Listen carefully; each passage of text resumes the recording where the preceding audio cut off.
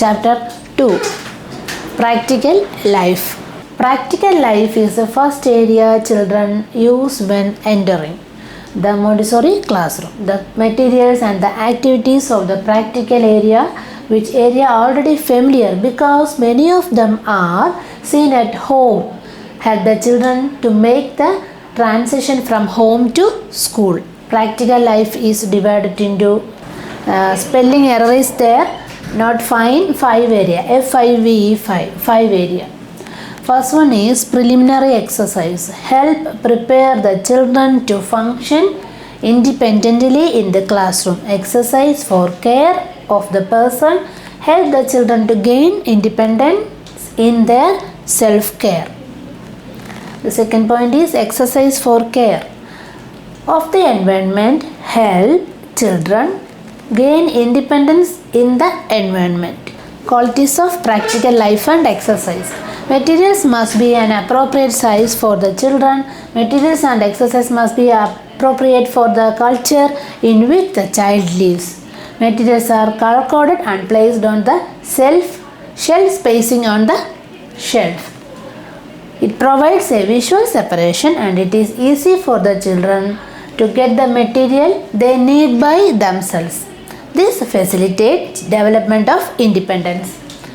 Materials must be attractive so that the children are enticed to use them. In addition, to be aesthetically pleasing, they must be clean, complete and imperfect repair. The materials must be real rather than toys.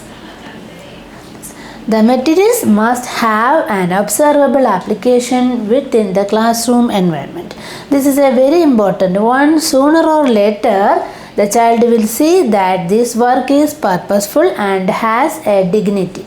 Practical life activities are not make work, project or time fillers. Rather than practical life is a real work such as an aid to life. Some materials must be breakable so that there is a reason to move carefully and thus develop greater control over one's movement.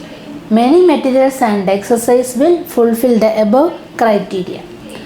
Demonstration of the exercise are given slowly and deliberately so that children have the possibility of seeing and absorbing the movements. In preparation of the demonstration, the teacher must analyze all the essential and minimal movements in an exercise and practice them. When the teacher has a thorough knowledge of an exercise, he or she is free to focus on the child's response. Purpose of the practical life exercise. Development of problem solving skill. This is done through the exercise that give children opportunity to work in an orderly with materials which form a complete whole in themselves. Some evidence seems to suggest that cognitive style is set by the time the children turns 4 years of age. Practical life exercise help the children to develop a cognitive style for approaching complex tasks. Next, coordination and refinement of movements. Carry and manipulating the materials provides for increasing precision of movement, which benefit both large and small motor coordination.